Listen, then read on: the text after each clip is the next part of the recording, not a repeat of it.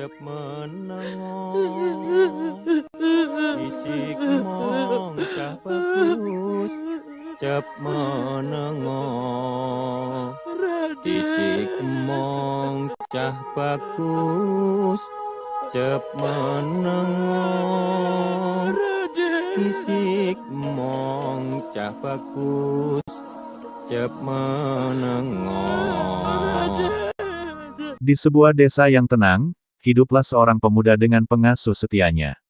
Keduanya sering larut dalam nostalgia, mengenang masa kecil sang pemuda, masa-masa bahagia ketika mereka bernyanyi bersama dengan penuh kegembiraan. Namun, takdir berkata lain. Saat pemuda itu dipanggil menjalankan tugas besar, ia mempercayakan sebuah kantong berisi cincin kepada pengasuhnya, sebuah simbol kenangan yang mendalam. Tanpa sepengetahuannya, ada bahaya yang diam-diam mengintai. Seorang penjahat licik memburu pengasuhnya, bertekad mengungkap rahasia besar yang tersembunyi di balik misi sang pemuda. Selalu saya ingat, Bo. Saya kan selalu tertidur pula setelah mendengar kidung itu, Bo. Oh, Raden. Sudah lama saya mencari Mbok. Tidak saya sangka kita ketemu di sini, Bo. Saya ada sesuatu untuk Mbok. Ini, Bo. Dan ini. Buat apa ini, Raden? Saya tidak mengharapkan ini. Bisa bertemu saja saya sudah bersyukur, Raden. Itulah sebabnya, Bo. Mungkin setelah ini kita tidak akan bertemu lagi, Bo. Tidak, Raden. Jangan bilang begitu, Raden. Tugas saya, Bo. Tugas saya yang membuat kita tidak bisa bertemu, Bo. Saya masih harus berjalan jauh, Bo. Saya masih harus... Tidak bisa saya katakan tugas saya yang sebenarnya, Bo. Tapi saya berjanji, Bo. Kalau sudah selesai, kita akan berkumpul lagi seperti dulu, Bo. Terima kasih, Raden. Terima kasih. Sudah ya, Bo. Saya harus pergi dulu. Iya, Raden. Hati-hati, Raden. Raden.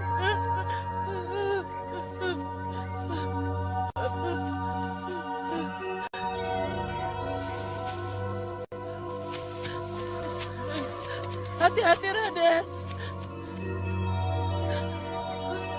Raden. Kamu tadi diberi apa? Ayo tunjukkan, atau kubunuh kamu. Iya, iya.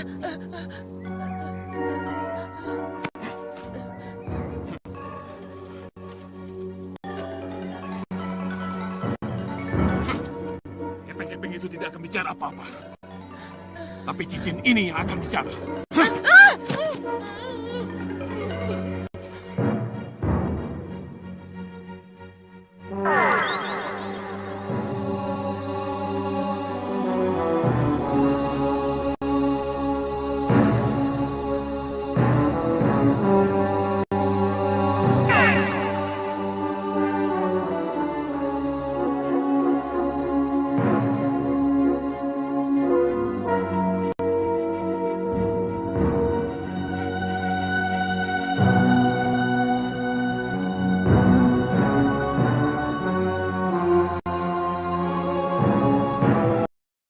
Di dunia magis Laut Selatan, kisah beralih pada Ratu Kidul yang dengan kasih sayang membesarkan seorang anak bernama Joko Temon.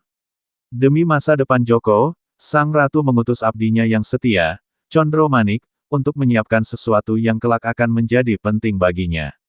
Dalam kesendirian, Ratu Kidul tenggelam dalam kenangan yang kelam. Ia dulunya adalah seorang bidadari kahyangan yang terpaksa jatuh ke dunia fana, membawa luka mendalam dalam hatinya. Sumber perselisihan antara para lelembutnya, Ratu. Juno Manik, dalam diri Joko Temon, ada kelangkaan istimewa bagi seorang manusia. Ia adalah wadak samudro, badan yang punya sifat samudra, mampu menampung apa saja, mampu menampung luasnya ilmu semesta. Itulah yang saya khawatirkannya, Ratu. Justru karena itu aku akan berusaha melindunginya. Jangan sampai manusia dengan wadak samudro ini jatuh ke tangan yang salah. Sebab akan fatal akibatnya. Ia akan menjadi senjata perang bila jatuh ke raja yang lalim. akan menjadi sarana leluasa untuk bergerak di alam dimensi manusia kalau jatuh ke tangan lelembut seperti Ratu Gendeng Permoni yang selalu ingin menguasai manusia. Kasinggihan dawuh, Nyi Ratu. Sekarang saya mengerti. Kalau begitu, lihatlah Cundomanik. Apakah pendadahan sudah bisa dilaksanakan? Baik, Nyi Ratu. Pamit mundur.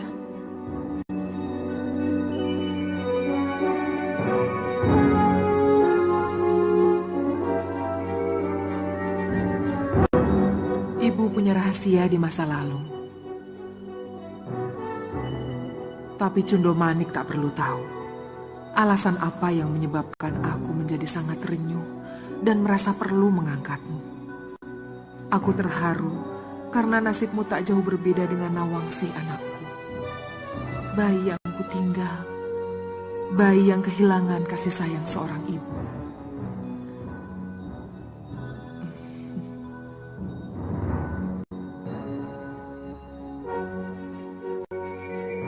Ini dimulai ketika 7 bidadari turun ke bumi, tergoda oleh beningnya air sendang di sebuah desa indah, Desa Taru.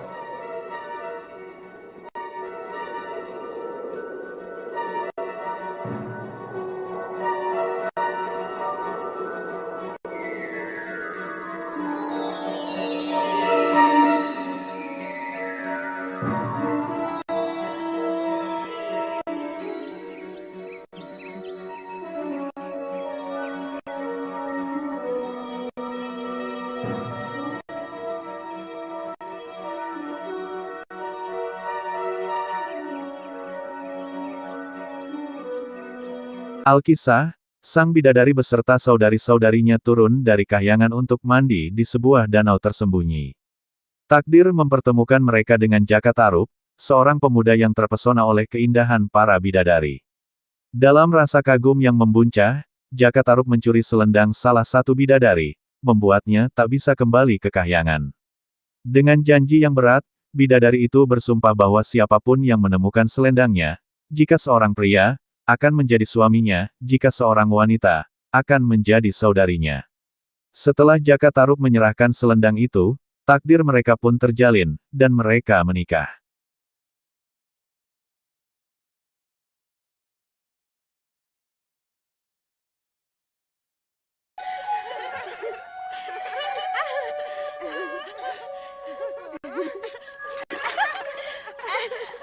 Mandinya pelan-pelan, nanti kena rambutku basah. Iya, begitu.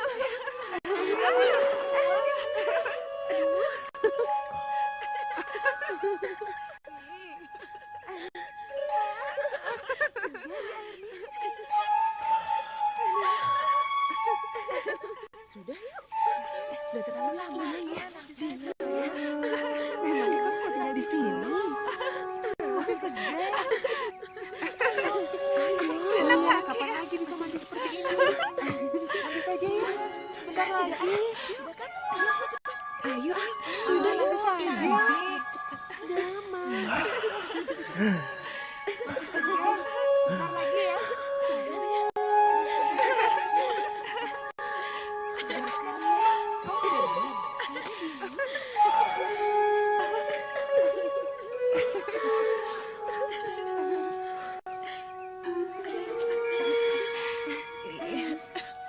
Cepat, nanti kita terlambat.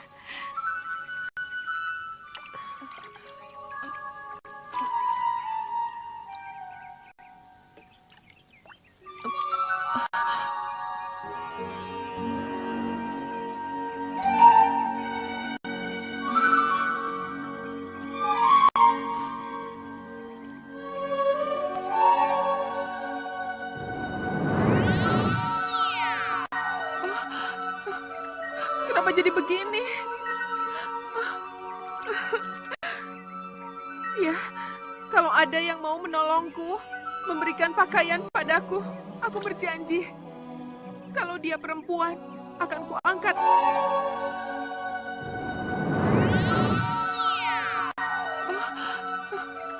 Kenapa jadi begini? Ya, kalau ada yang mau menolongku, memberikan pakaian padaku, aku berjanji. angkat ia sebagai saudaraku.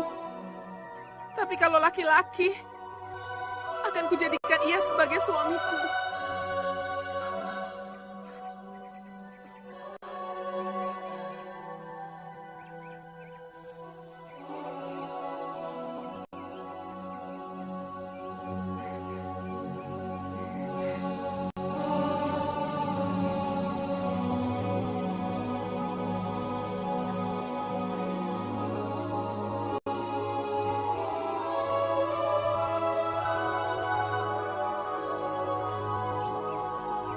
Begitulah Joko Temon. Hampir 2 warsa, ibu hidup bahagia dengan Kakang Mas Joko Tarub. Hari-hari indah kami lalui bersama, penuh kasih dan sayang.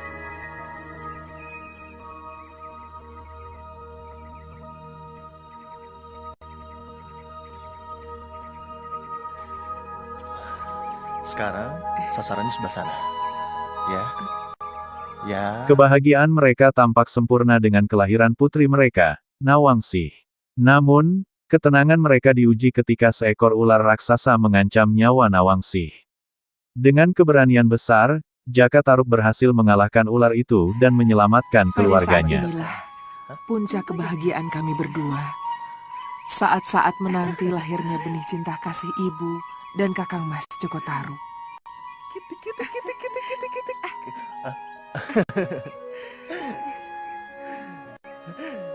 Nang ning nung ning nang ning nung. Kenapa sayang?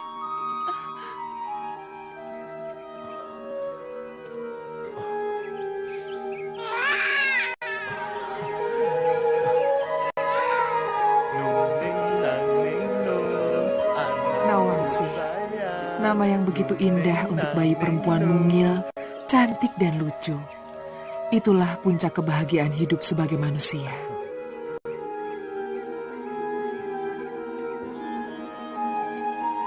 Bayi Nawangsih yang cantik tidak saja membuat gemas ibu-ibu yang melihatnya, tapi juga telah membuat naga siluman terkesima, ingin memiliki. Waktu berlalu hingga suatu hari, bidadari itu menemukan selendang yang selama ini disembunyikan oleh Jaka Tarub. Hatinya hancur oleh pengkhianatan yang tak pernah ia duga. Dalam kesedihan, ia memutuskan kembali ke kahyangan, namun pintu langit menolak kehadirannya karena ia telah bersatu dengan manusia. Terbuang dan tak berdaya, ia memilih tetap di dunia fana. Ada apa, Nyi? Tidak tahu kan, tiba-tiba nangis. Ada apa, Wu? Hah? Siapa yang nakal? Kelihatannya ada sesuatu yang membuat anakku menangis. Tapi apa? Siapa?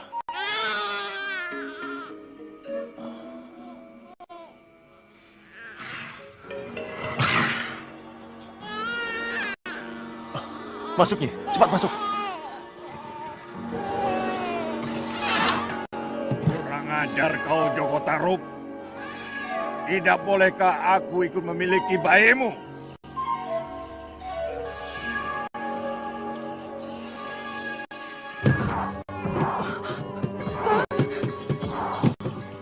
Apa itu, Kang?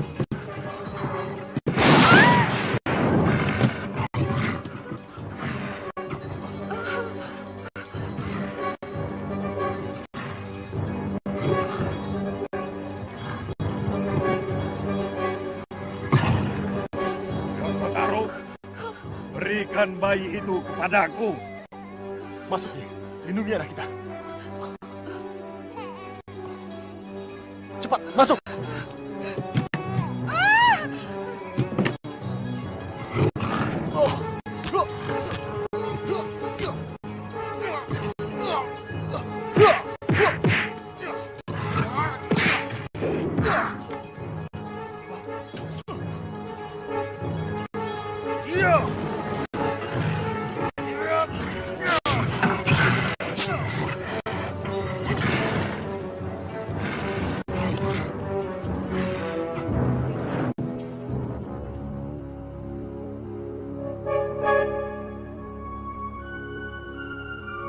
Tapi di suatu pagi, terbukalah suatu tabir rahasia yang tak pernah terduga.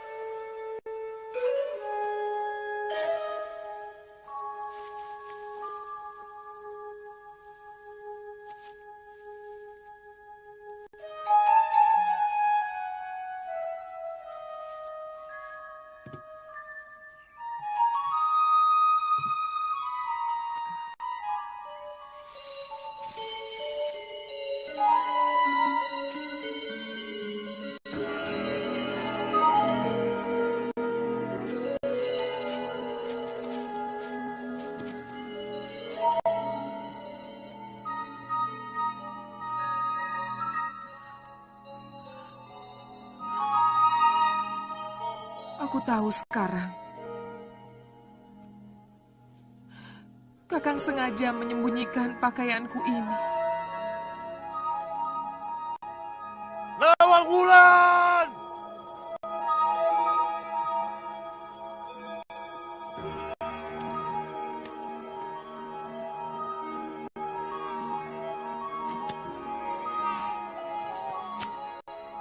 Maafkan Dinda, Kakang. Maafkan ibu, anakku. Kenapa kami kau tinggalkan? Sungguh suatu takdir yang harus ibu jalani. Meninggalkan orang-orang yang ibu cintai. Kakang Mas Joko Tarub, Nawangsih, selamat tinggal.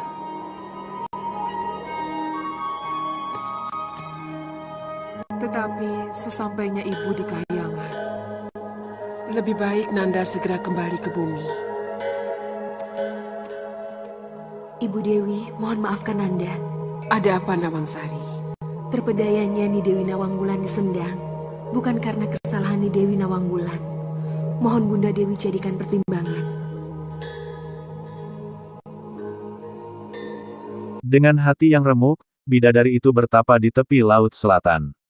Para makhluk laut sering mencoba mengganggunya, namun kekuatannya membuat mereka gentar. Hingga akhirnya, sang Raja Laut merasa terganggu oleh kehadiran asing ini.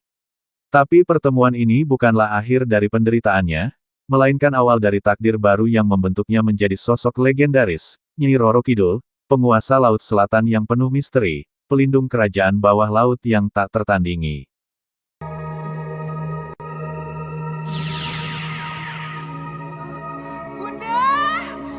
Bunda Dewi! Bunda Dewi, tolong saya! Bunda! Bunda! Bunda Dewi, tolong saya, Bunda! Bunda Dewi! Maafkan Nanda, Bunda Dewi!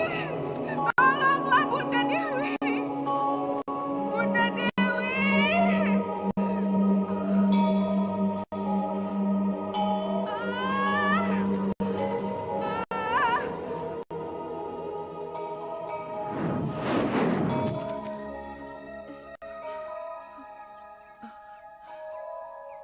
Begitulah Joko Temon, ibu yang menderita dan putus asa, tak mungkin kembali lagi ke Tarub. Tak mungkin menemui anak dan suami yang telah ibu tinggalkan. Pada Yang Kuasa, ibu memohon ampunan. Pada Yang Kuasa, ibu memohon belas kasihan. Pada ganasnya gelombang, ibu meminta keadilan.